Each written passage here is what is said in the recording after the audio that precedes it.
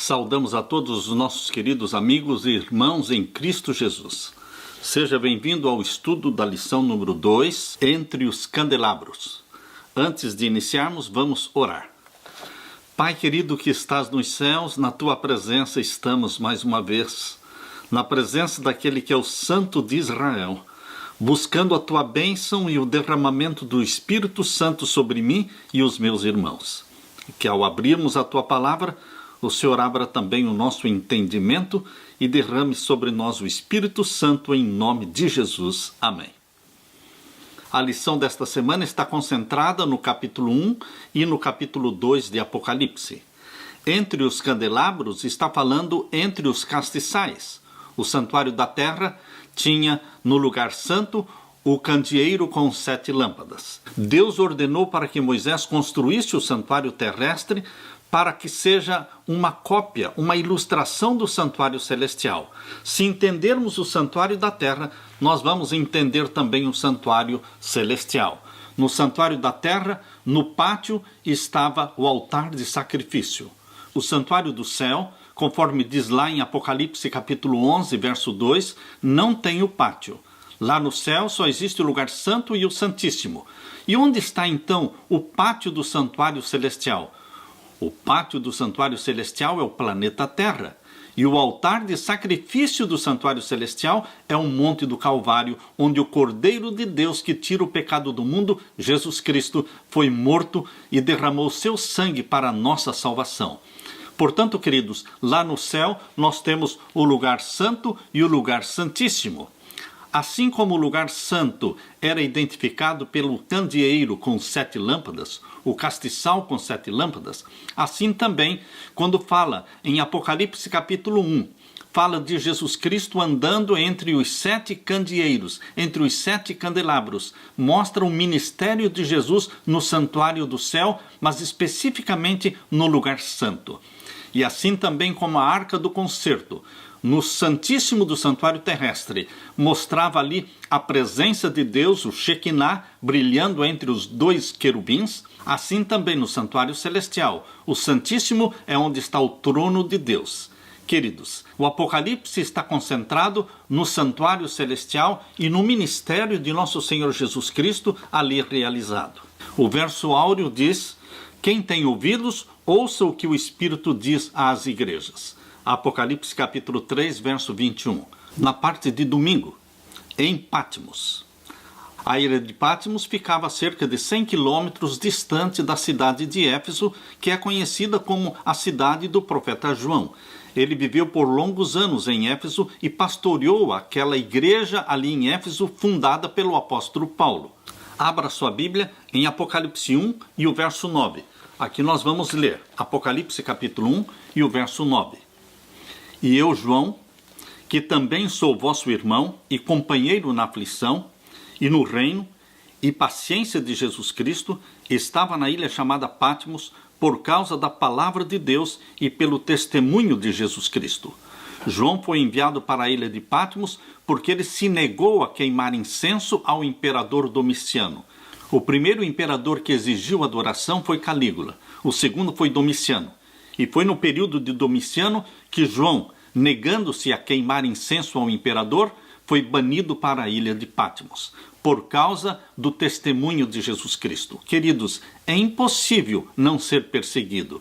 É impossível não sofrer por Jesus Cristo, porque Jesus Cristo padeceu e assim também todos os seguidores de Jesus Cristo padecerão perseguições. Eu convido você para que leia comigo agora Mateus capítulo 5, versos 10 a 12. Mateus capítulo 5 tem ali as bem-aventuranças proferidas por nosso Senhor Jesus. Diz aqui no capítulo 5, versos 10 a 12. Bem-aventurados os que sofrem perseguição por causa da justiça, porque deles é o reino dos céus. Assim foi no passado, assim também será em nossos dias. Verso 11. Bem-aventurados sois vós quando vos injuriarem e perseguirem e mentindo disserem todo o mal contra vós por minha causa. Exultai e alegrai-vos, porque é grande o vosso galardão nos céus, porque assim perseguiram os profetas que foram antes de vós. O mesmo Jesus que esteve com os 3 hebreus dentro da fornalha de fogo ardente, lá de Daniel capítulo 3, Ele estará com você, comigo, com todos aqueles que estiverem padecendo perseguições por amor a Jesus Cristo. A história do cristianismo, queridos, começou sendo escrita com o sangue de Jesus, continuou sendo escrita com o sangue dos apóstolos, com o sangue dos mártires da Idade Média, e o número dos mártires ainda não se completou. Em Apocalipse capítulo 6, diz que agora, no tempo do fim, o número dos mártires vai se completar. A história do cristianismo continua sendo escrita com o sangue. Por isso Jesus diz, em João capítulo 16, verso 33, tenho-vos dito isto, para que em mim tenhais paz. No mundo tereis aflições, mas tende bom ânimo, eu venci o mundo. Aleluia! Jesus não prometeu a você e a mim um reino neste mundo. Ele disse, o meu reino não é deste mundo. Jesus não prometeu riquezas e fama terrestres, ele prometeu sim a riqueza eterna no reino do seu Pai, onde a traça e a ferrugem não corroem. Jesus não prometeu uma vida de conforto, livre de tentações, mas ele nos deu o exemplo vivendo uma vida sem luxo, resistindo às tentações e suportando as calúnias. O nosso Pai Celestial não tira da nossa mão, queridos, o cálice amargo do sofrimento e da morte, mas ele segura bem firme as nossas mãos trêmulas, ajudando-nos a beber o cálice, assim como fez com Jesus. No livro de Isaías, capítulo 43, e os versos 2 e 3, nós lemos, quando passares pelas águas, estarei contigo. Quando passares pelos rios, eles não te submergirão. Quando passares pelo fogo, não te queimarás, nem a chama arderá em ti, porque eu sou o Senhor teu Deus, o Santo de Israel, o teu Salvador. Queridos, sozinhos? Nunca. Abandonados? Jamais. Nós podemos crer e descansar em cada palavra que saiu da boca de nosso Senhor Jesus. No livro Maior Discurso de Cristo, na página 34, diz assim, o amor de Jesus torna doces os sofrimentos. E o mesmo livro Maior Discurso de Cristo, na página 15, diz, as provações da vida são as obreiras de Deus, para remover de nosso caráter impurezas e arestas. Penoso é o processo de cortar, desbastar, aparelhar, lustrar, polir. É molesto estar por força sob a ação da pedra de polimento, mas a pedra é depois apresentada pronta para ocupar o seu lugar no templo celestial. Queridos, a areia na concha da ostra produz a pérola. O sofrimento na vida dos fiéis seguidores de Jesus Cristo reproduz em você o caráter maravilhoso de Jesus Cristo. Na meditação matinal, nossa alta vocação, na página 321, a serva de Deus escreveu assim, nosso Pai Celeste mede e pesa toda a prova antes de permitir que ela sobrevenha ao crente. Considera as circunstâncias e a força daquele que há de estar sob a experiência e provação de Deus, e jamais permite que as tentações sejam maiores que a capacidade de resistência. Nossa alta vocação, página 321. Bem-aventurados aqueles que sofrem por amor a Jesus Cristo. Assim foi com João, assim será conosco, mas bendito seja o Jesus Cristo que está conosco todos os dias, até a consumação dos séculos. Na parte de segunda-feira, no dia do Senhor. Abra sua Bíblia em Apocalipse capítulo 1 e o verso 10. Apocalipse capítulo 1 e o verso 10. A maioria dos comentaristas bíblicos não adventistas entendem que esse texto de Apocalipse 1:10 esteja falando que João teve a visão do Apocalipse num domingo, no primeiro dia da semana. Mas, queridos, eles estão enganados, porque o dia do Senhor, na palavra de Deus, nunca foi o domingo. Abra sua Bíblia e vamos ler Apocalipse 1, verso 10.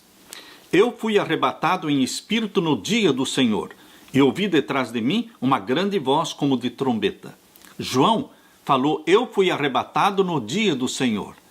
Qual era o dia do Senhor na mente de João?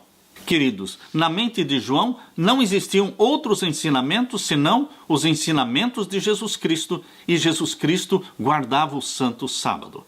Lucas capítulo 4, verso 16. Abra sua Bíblia em Lucas capítulo 4 e o verso 16, onde menciona que Jesus Cristo todos os sábados ia à igreja.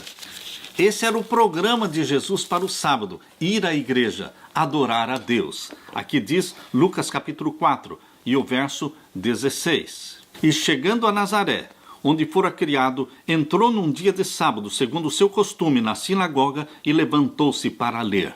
Segundo o seu costume, ele foi à igreja no sábado. Não foi por acaso que Jesus ia passando por frente de uma sinagoga no sábado e resolveu entrar. Não, aqui diz, segundo o seu costume. Ele tinha o hábito de ir à igreja todos os sábados.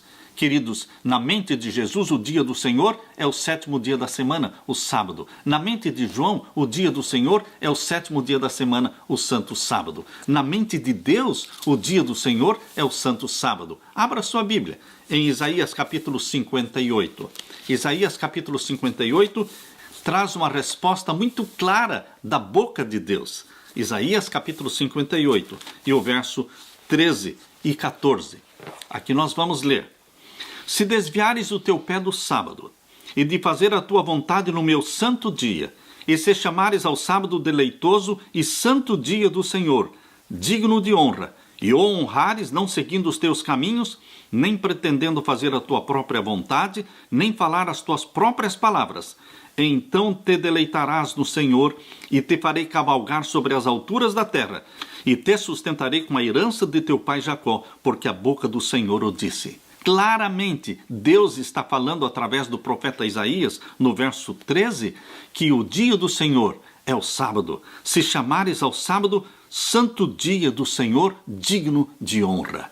Queridos, na palavra de Deus, o dia do Senhor é o sábado. Por isso, Ezequiel capítulo 20, verso 12, aqui em Ezequiel capítulo 20, verso 12, Deus diz assim: e também lhes dei os meus sábados para que servissem de sinal entre mim e eles, para que soubessem que eu sou o Senhor que os santifica. Deus chama o 7º dia da semana como meus sábados.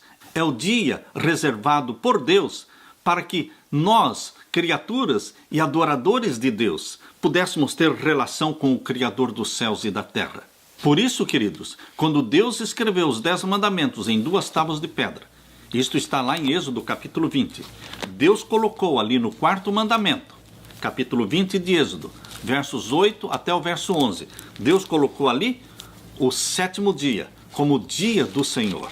Abra sua Bíblia e vamos ler o capítulo 20 de Êxodo e os versos 8 até o verso 11. Aqui nós lemos: lembra-te do dia de sábado para o santificar. 6 dias trabalharás e farás toda a tua obra, mas o 7º dia é o sábado do Senhor teu Deus. Não é o primeiro, não é o 6º dia, mas é o 7º dia da semana, o sábado do Senhor teu Deus. Não farás nenhuma obra, nem tu, nem teu filho, nem tua filha, nem o teu servo, nem a tua serva, nem o teu animal, nem o teu estrangeiro que está dentro das tuas portas. Porque em 6 dias fez o Senhor os céus e a terra, o mar e tudo o que neles há. E ao 7º dia descansou. Portanto, abençoou o Senhor o dia do sábado e o santificou. Aquilo que Deus fez lá em Gênesis capítulo 1 e capítulo 2, a criação dos céus e da terra. O mesmo dia que Deus reservou ali em Gênesis capítulo 2, verso 1 até o verso 3.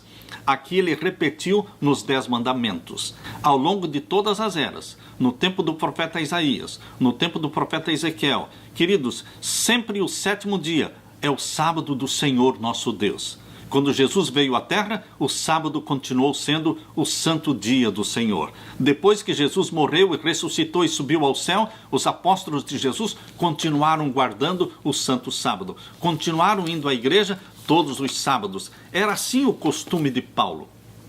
Paulo tinha por hábito ir à igreja todos os sábados e pregar a palavra de Deus, tanto a judeus como a gentios. Abra sua Bíblia em Atos capítulo 17. Verso 2 e 3. E Paulo, como tinha por costume, foi ter com eles, e por 3 sábados disputou com eles sobre as Escrituras, expondo e mostrando que convinha que o Cristo padecesse e ressuscitasse dos mortos, e este Jesus que vos anuncio, dizia ele, é o Cristo.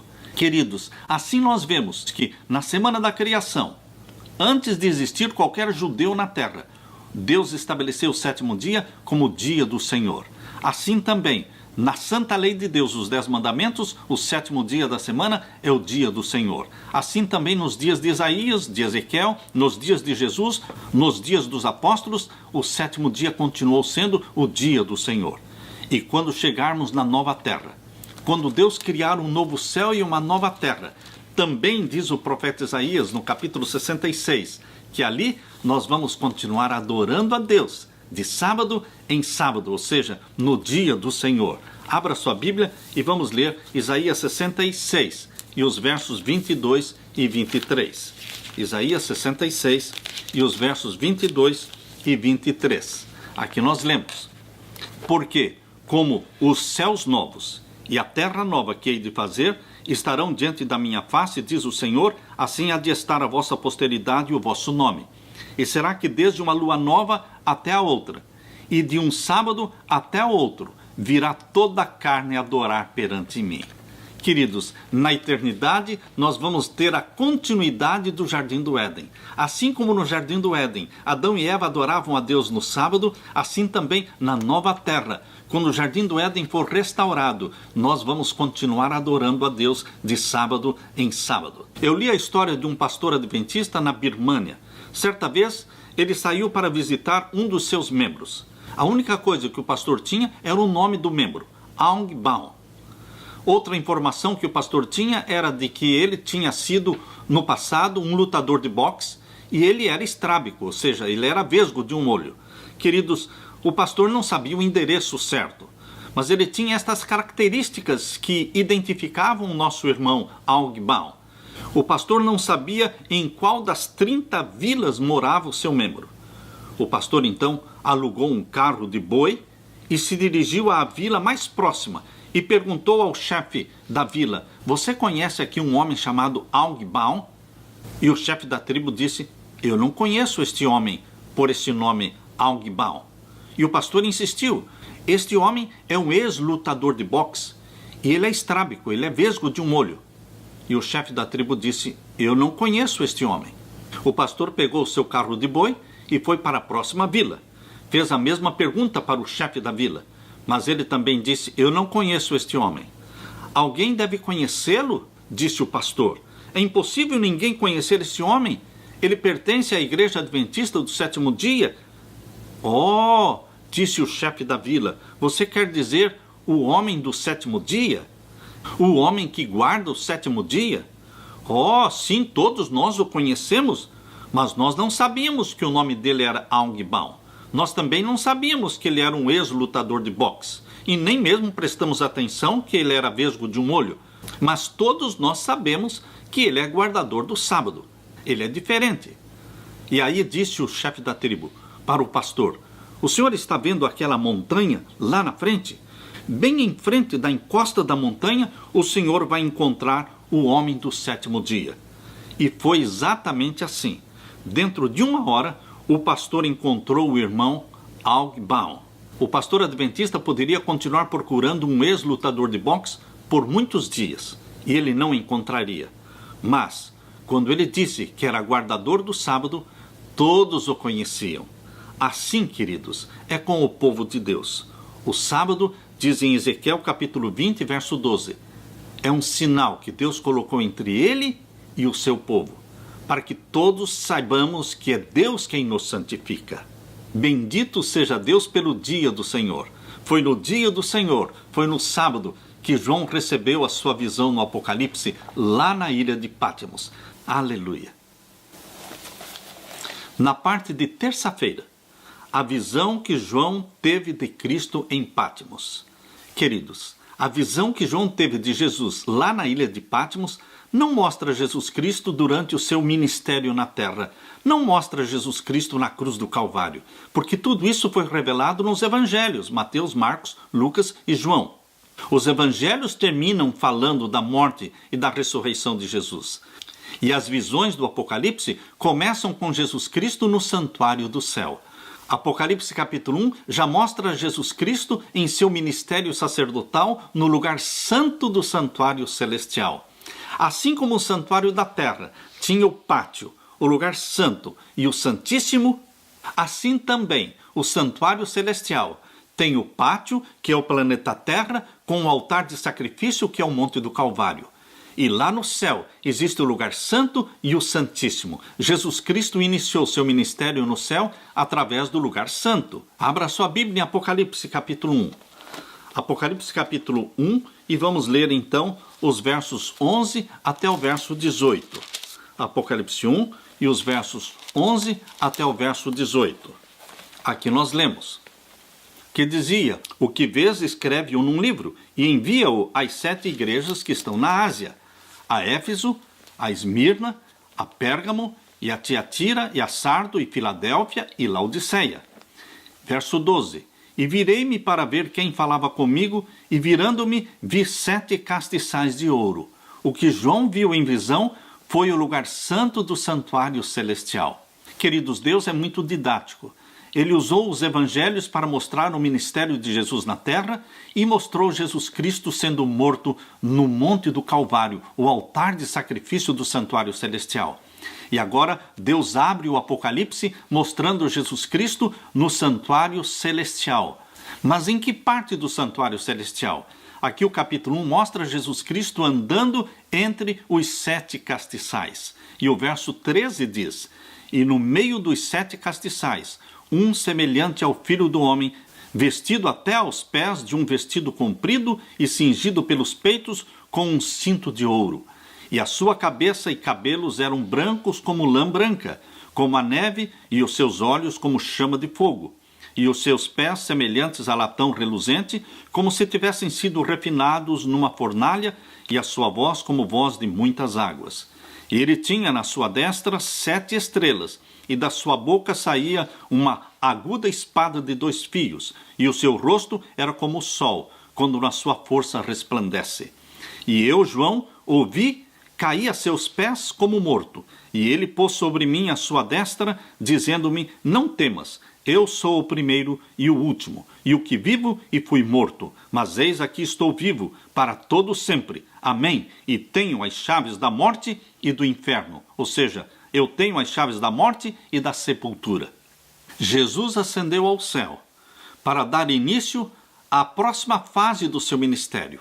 A primeira fase foi de Jesus Cristo como Cordeiro de Deus. A segunda fase é o ministério de Jesus Cristo no lugar santo do santuário celestial como nosso sacerdote. Queridos, o plano da salvação está plenamente revelado na doutrina do santuário. Depois que o cordeiro era morto no altar de sacrifício, o sacerdote pegava parte daquele sangue e penetrava no lugar santo, onde, junto ao altar de incenso, ele faria intercessão pelo povo de Deus. Assim também o santuário celestial. Jesus Cristo morreu no Monte do Calvário.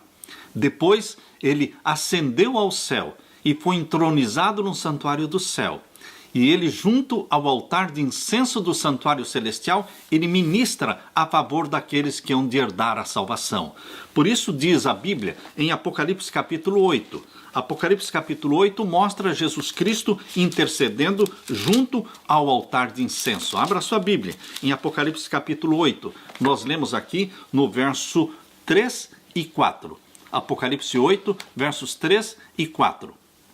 E veio outro anjo e pôs-se junto ao altar, tendo um incensário de ouro, e foi-lhe dado muito incenso para o pôr com as orações de todos os santos sobre o altar de ouro que está diante do trono. E o verso 4: e o fumo do incenso subiu com as orações dos santos, desde a mão do anjo até diante de Deus. A Bíblia mostra Jesus Cristo no lugar santo, intercedendo pelo povo de Deus. Queridos, os capítulos 1, 2 e 3 de Apocalipse mostram o ministério, o longo ministério de Jesus Cristo por mais de 1800 anos no lugar santo do santuário celestial. E quando chegamos então em Apocalipse capítulo 4, verso 1, Deus mostra então para o profeta João as coisas que depois destas deveriam acontecer. E então Deus mostra para João a sala do juízo, onde está o trono de Deus, cercado por 24 outros tronos. É a sala do juízo, onde Jesus está realizando a última fase do seu ministério no santuário celestial, se chama juízo celestial. Queridos, a doutrina do santuário nos ajuda a entender o plano da salvação. O pátio mostra a morte do Cordeiro. O lugar santo mostra a intercessão de Jesus Cristo por você e por mim. O lugar santíssimo nos revela o juízo celestial, que ocorre antes da volta de Jesus Cristo, para que Jesus Cristo, ao voltar do céu com poder e glória, possa levar aqueles que foram julgados, mas não foram condenados, porque não há condenação para aqueles que estão em Cristo Jesus. Romanos capítulo 8, verso 1. Você e eu estamos em Cristo Jesus. Para nós não há condenação, para nós há perdão e salvação e vida eterna. Aleluia! Na parte de quarta-feira, mensagens de Cristo para aquela época e para hoje. Queridos, o Apocalipse foi escrito para os dias em que João vivia, mas o Apocalipse também foi escrito para os nossos dias. As mensagens que Jesus instruiu João a enviar às 7 igrejas estão registradas em Apocalipse capítulo 2 e 3. O significado delas se aplica em 3 níveis. O primeiro nível é a aplicação histórica. Essas mensagens foram originalmente enviadas a 7 igrejas localizadas em cidades prósperas da Ásia do primeiro século. Os cristãos dessas cidades enfrentavam sérios conflitos. Cada uma destas cartas, quando lida na igreja, trazia uma mensagem de advertência e de conforto para os membros daquela igreja. O culto ao imperador se tornou obrigatório em todas estas 7 cidades. Em virtude disso, os cristãos evitavam participar destes eventos que eram considerados idolatria. Uma segunda aplicação das cartas, queridos, é a aplicação profética. Portanto, as 7 igrejas, além de serem igrejas literais, elas também são igrejas proféticas, ou seja, cada uma das 7 igrejas representa um capítulo, uma fase da história do cristianismo ao longo das eras. Deste modo, Deus escolheu a dedo estas 7 cidades. Não eram as únicas igrejas cristãs na Ásia Menor. Mas por que então Deus escolheu exatamente estas 7? Éfeso, Esmirna, Pérgamo, Tiatira, Sardes, Filadélfia e Laodiceia. Por que Deus escolheu especificamente estas cidades? Por quê? Porque os nomes destas cidades estavam intimamente relacionados com a mensagem que Deus tinha para a sua igreja neste período da história. Portanto, queridos, as condições espirituais nas 7 igrejas coincidiam com as condições espirituais da igreja de Deus em diferentes períodos da história. As 7 mensagens apresentam uma visão geral do estado espiritual do cristianismo desde o primeiro século até o fim do mundo. E, finalmente, o terceiro nível encontrado nas cartas é a aplicação universal delas. O que significa aplicação universal? Significa que as mensagens dirigidas a Éfeso, Esmirna, Pérgamo, Tiatira, estas mensagens também são direcionadas a você que vive nos dias atuais. Nós vamos encontrar a palavra de Deus nos confortando e a palavra de Deus nos advertindo, tanto na primeira carta como também na última carta. Em todas as cartas nós vamos encontrar advertências de Deus. Nós vamos encontrar Deus falando conosco pessoalmente através das 7 cartas. Nós somos da igreja de Laodiceia, a última carta. Mas nós vamos encontrar um grande benefício espiritual quando lemos as mensagens de Deus e suas advertências contidas nas cartas anteriores, porque tudo que antes foi escrito para o nosso ensino foi escrito. Na parte de quinta-feira, mensagem para a igreja em Éfeso. Convido você para ler comigo Apocalipse capítulo 2, versos 1 a 4. Apocalipse capítulo 2, versos 1 até o verso 4. Escreve ao anjo da igreja que está em Éfeso. Isto diz aquele que tem na sua destra as 7 estrelas, que anda no meio dos 7 castiçais de ouro. É Jesus Cristo quem tem as 7 estrelas na sua mão direita. As 7 estrelas são os 7 anjos mensageiros das 7 igrejas. E aqui fala que Jesus Cristo anda no meio dos 7 castiçais de ouro, cumprindo a promessa que ele deu quando disse: eis que eu estou convosco todos os dias, até a consumação dos séculos. Jesus não abandona a sua igreja em nenhuma das fases. E o verso 2 diz: eu sei as tuas obras e o teu trabalho e a tua paciência, e que não podes sofrer os maus, e puseste à prova os que dizem ser apóstolos e o não são, e tu os achaste mentirosos. Jesus Cristo é aquele que sabe, que conhece, é aquele que lê os nossos pensamentos, nossas intenções. Por isso ele diz: eu sei as tuas obras. Ele sabe do seu sofrimento, ele vê a tua lágrima, ele sabe da sua necessidade financeira, ele sabe dos problemas familiares que você enfrenta, ele sabe da sua fraqueza e da sua virtude.